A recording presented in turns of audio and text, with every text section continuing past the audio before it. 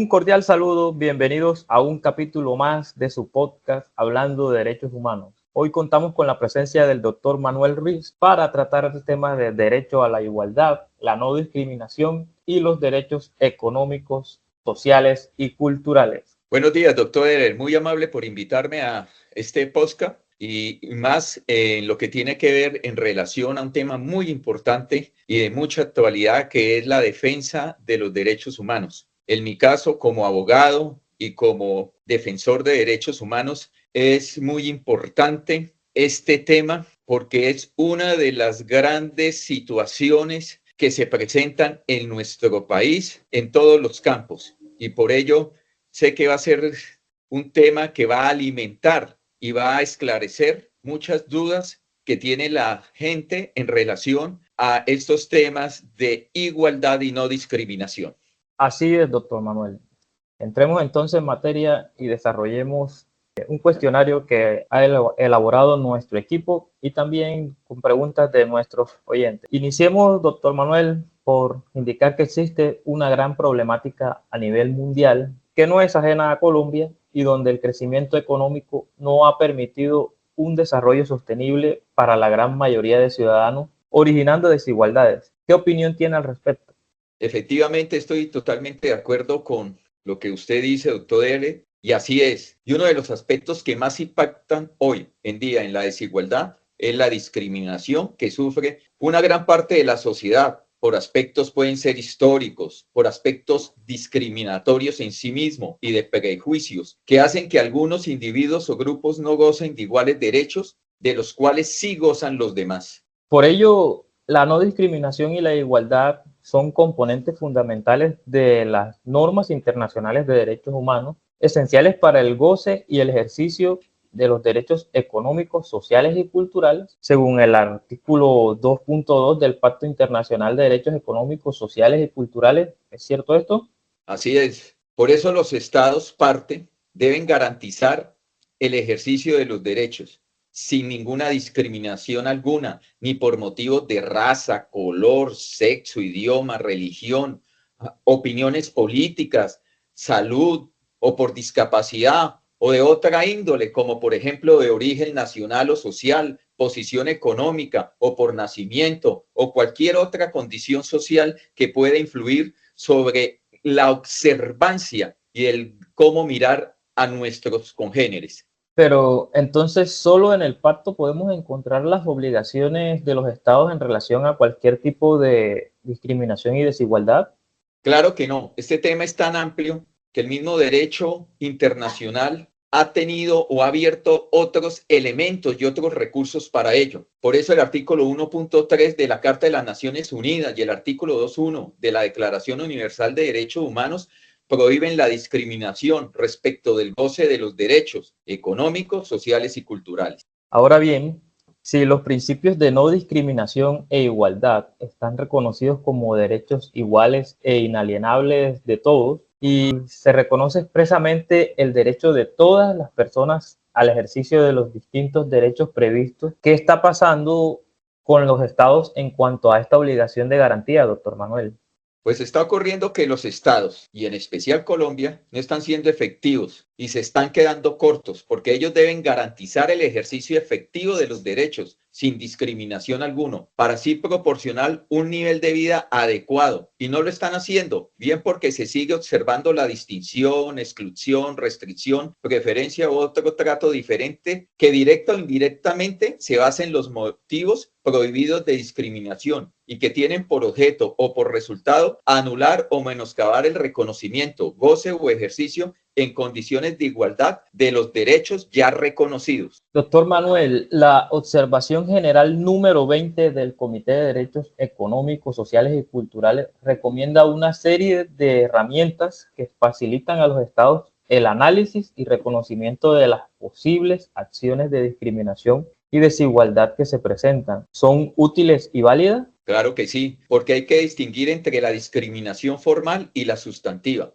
La primera requiere de una adecuación de la Constitución, de las leyes y de las políticas. Y la segunda solo se dedica a abordar la forma, Por eso es importante identificar los grupos o individuos que sufren prejuicios, injusticias. Con ello, los estados identifican de forma inmediata las medidas necesarias para prevenir, reducir y eliminar las condiciones y actitudes que generan o perpetúan la discriminación.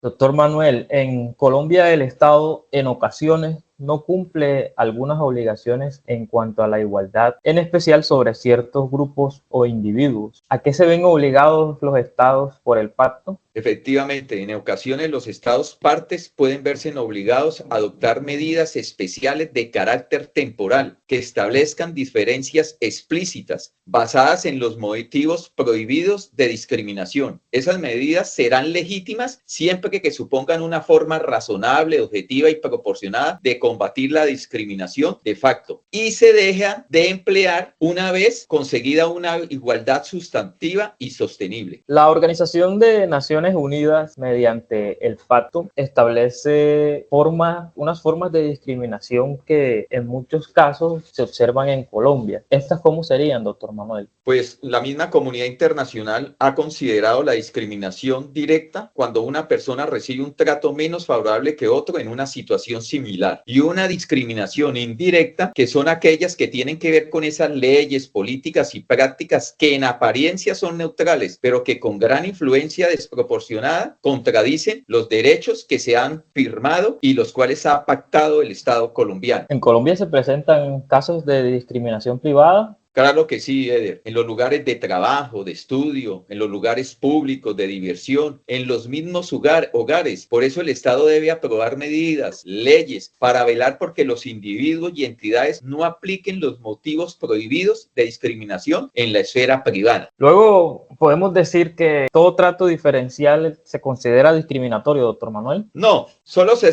consideran discriminatorios o desiguales si es por uno de los motivos prohibidos, a menos que se presente una causa razonable y objetiva, por lo cual hay que evaluar los efectos de la acción u omisión y que sean legítimos, como debe existir una relación de proporcionalidad clara y razonable entre el fin buscado y las medidas u omisiones y sus efectos. Entonces, doctor Manuel, ¿pueden los estados exponer un sinnúmero de excusas para sus obligaciones con la igualdad y no discriminación? No, el derecho internacional ha sido muy claro en este tema y así lo expresa la misma jurisdicción internacional. Ni siquiera la falta de recursos para no acabar con el trato discriminatorio no es una justificación objetiva y razonable, a menos que el Estado parte se haya esforzado al máximo por utilizar todos los recursos de que dispone para combatirlo y erradicarlo con un carácter prioritario. ¿Usted podría mencionar, por favor, uno de los motivos prohibidos de discriminación y desigualdad que considere en la actualidad de mucha incidencia en el desarrollo económico, social, cultural que afecte a individuos o grupos en Colombia?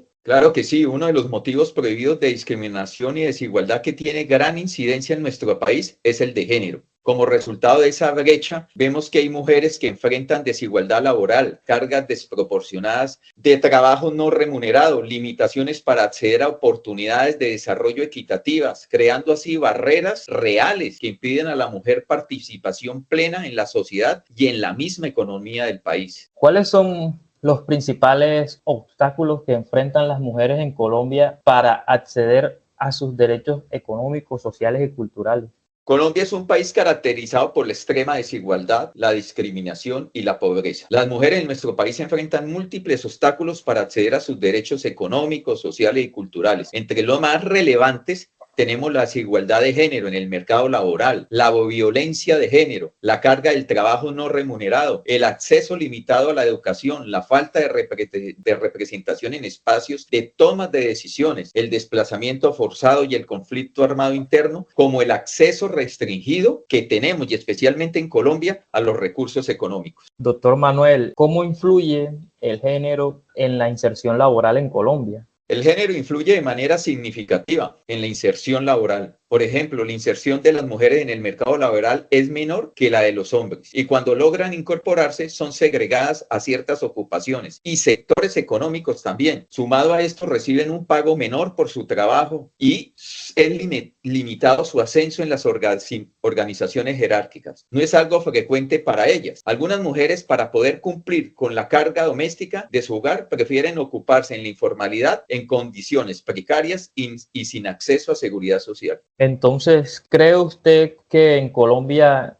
las mujeres se incorporan al mercado laboral en condiciones de desventaja? Sí lo creo. A pesar de que la incorporación de las mujeres a los mercados ha tenido un avance importante, estas todavía muestran unas condiciones de mucha desventaja. Encontramos que enfrentan obstáculos como la brecha salarial. Por realizar trabajos similares, las mujeres pueden llegar a recibir menor remuneración que los hombres. Empleos informales con precarias condiciones laborales y falta de protección social. La carga de trabajo no remunerado como las labores del hogar y el cuidado de los niños y ancianos, entre otras, y una segregación laboral. Mire usted, Eder, que todas estas condiciones son siempre en desventaja del género de la mujer. Doctor Manuel, ¿la brecha salarial entre hombres y mujeres es una barrera que genera desigualdad? Claro que sí, la brecha salarial contribuye a la pobreza y limita la capacidad de las mujeres para tener independencia financiera. Factores como la concentración de mujeres solo laborando en sectores de menor productividad o en empleos informales tiene un gran impacto en las posibilidades de generar ingresos propios para ellas, limitándose de esta manera su economía y recibiendo así un pago por lo general menor que el que reciben los hombres por las mismas actividades. También tenemos casos donde la mujer, así tenga la misma experiencia y el mismo nivel educativo que los hombres, recibe un pago menor, lo que significa que la desigualdad sigue presentándose en el mercado laboral de una forma muy importante y significativa. ¿Cuáles cree entonces que son las causas de esa brecha salarial? Pues según la Organización Mundial del Trabajo, en un informe presentado en el 2013,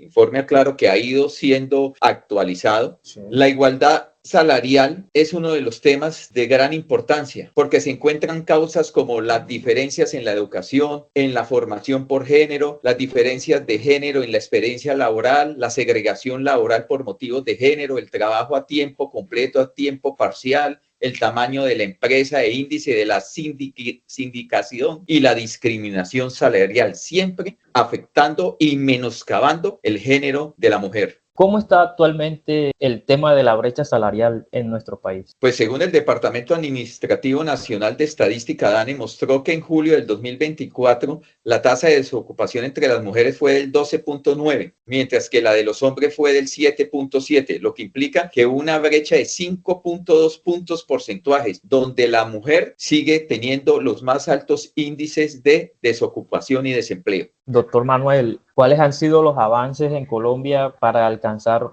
la igualdad salarial? A raíz y gracias a muchos logros que se han dado a nivel global, se han logrado acuerdos para alcanzar la igualdad salarial. Uno de ellos corresponde al convenio número 100, que entró en vigor desde el 23 de mayo de 1953 por la Conferencia General de la Organización Internacional del Trabajo. Y en Colombia tenemos la Ley 1496 del 2011, por medio de la cual se garantiza la igualdad salarial y de retribución laboral entre mujeres y hombres. Se establecen mecanismos también para erradicarla cuanto a cualquier forma de discriminación y se dictaron muchas otras disposiciones. Si revisamos la jurisprudencia, vamos a encontrar también un sinnúmero de sentencias que apoyan y ayudan a contrarrestar esta erradicación. Así es. ¿Cree usted que el trabajo doméstico y de cuidados no remunerados se convierte en una barrera para la igualdad de género? Sí, definitivamente es una barrera significativa. La obligación del trabajo doméstico recae desproporcionalmente en las mujeres. Ellas son quienes asumen la mayor parte de esto en los hogares, lo que hace que se limite su tiempo y se les restringe oportunidades de escolarizarse, de hacer parte del mercado laboral, de participar en política y hasta de desarrollarse profesionalmente. El trabajo doméstico ha sido visto por años como un rol que deben ejercer las mujeres en la sociedad. Su falta de reconocimiento y valoración hace que se perpetúe la idea que este es un rol natural que debe ejercerse por las mujeres y de forma reforzada y con estereotipos. La peor parte se la llevan las mujeres del sector rural, de comunidades marginadas y de bajos ingresos, ya que estas dedican muchas más horas de su vida a las tareas del hogar y del cuidado de sus hijos sin posibilidad de recibir pago a cambio, por lo que la brecha de género se hace más amplia al superponerse carencias económicas. En Colombia tenemos la ley 1413 del 2010 que reconoce el trabajo no remunerado que realizan las mujeres en el entorno doméstico y el valor de su aporte al desarrollo económico del país. Doctor Manuel, ¿por qué cree usted que es importante medir el valor económico de este trabajo? Porque con este tipo de acciones se visibiliza la carga que habitualmente recae sobre las mujeres. Asimismo, al cuantificar el valor de este trabajo, se promueve la equidad de género, pues se reconoce que las mujeres con este trabajo contribuyen al desarrollo económico y social del país, lo cual puede influir en estrategias que busquen reducir las brechas históricas de género e impulsen la promoción de la responsabilidad compartida en el hogar y en la familia. ¿Qué implicaciones tendría la distribución desigual de las responsabilidades domésticas y de cuidado? Este tipo de tareas requieren tiempo y esto puede reflejarse en una dificultad para que las mujeres estudien, se capaciten, para que busquen trabajo o trabajen. Esta carga preserva la brecha de género en el ámbito educativo y laboral, especialmente. Doctor Manuel, con nuestro equipo hemos identificado los mayores problemas de esta desigualdad y discriminación para la mujer. ¿Usted al respecto qué opina? Que efectivamente sí hay muchos problemas y especialmente en nuestro estado. Por ello es interesante la metodología de las 4As, donde en cuanto a la asequibilidad vemos una gran limitación para el acceso de algunos trabajos y derechos para la mujer. En cuanto a la asequibilidad, se falla limitando a la mujer por discriminación de sexo a realizar mejores trabajos y se limitan los recursos laborales y los que hay son lentamente progresivos. En cuanto a la aceptabilidad, las políticas del Estado son buenas en el papel, pero ineficientes en la práctica, y la adaptabilidad limitan el desarrollo de la mujer y se discrimina su sexo en cuanto a capacidad para ciertas labores, amarrándola a actividades como son las domésticas. ¿Qué sigue después del reconocimiento por parte del Estado del trabajo doméstico y cuidado no remunerado, su valoración, su medición? Pues Eder, ¿qué sigue? Es una pregunta muy importante y que requiere de verdad el acompañamiento de toda la sociedad y del Estado. Y hay que continuar promoviendo mecanismos de transformación profunda a nivel cultural, institucional y normativo que promulguen la idea de repartir este tipo de trabajo. Y no solo hablamos del doméstico, sino en general de una manera equitativa y equilibrada. Esto en pro de mejorar la vida de las personas, la actividad laboral de las mismas personas, especialmente del género femenino o de la mujer, porque realmente es notoria, muy notoria la discriminación que hay con nuestras mujeres en nuestro país. Así es, doctor Manuel. Muchas gracias por acompañarnos en este espacio y retroalimentarnos y darnos su valiosa opinión, doctor Manuel. Gracias a ustedes por haberme brindado este espacio para lograr llegar a la sociedad, concientizar a nuestras gentes, a nuestras comunidades en los territorios, para que estén pendientes y atentos a todos estos problemas que se presentan y desde el campo político y de organización se puedan crear muchas soluciones y lo más importante, presionar al Estado para que cumpla con lo pactado. Así es. Bueno, esto fue un capítulo más de su podcast favorito en Derechos Humanos. Fue un placer haber estado con ustedes. Muchas gracias y hasta luego.